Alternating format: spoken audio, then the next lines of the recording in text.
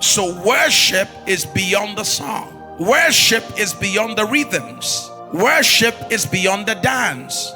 You can attend a worship concert and not worship. That you lifted up your hands doesn't mean you worshiped. That you prostrated on the floor doesn't mean you worshiped.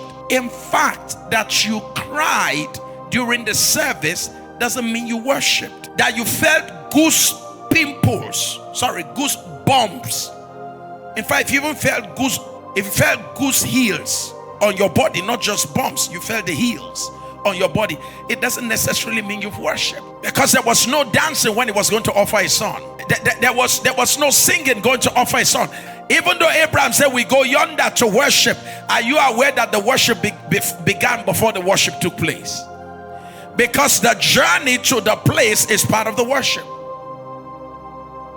So in every worship experience, there must be response to God.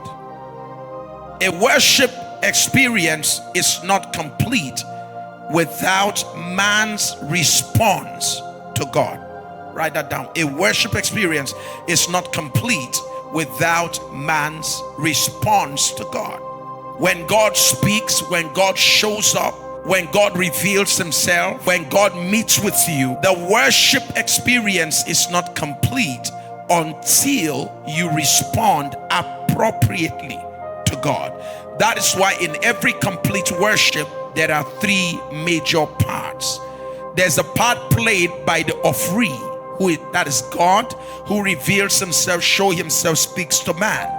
And there is a part played by the offerer, which is man, in response to God appropriately.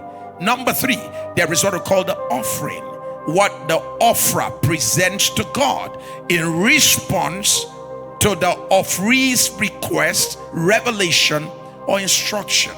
So in this case, as you look at Abraham, Isaac, and you look at God, we see the three parts. Who is the offering in this case?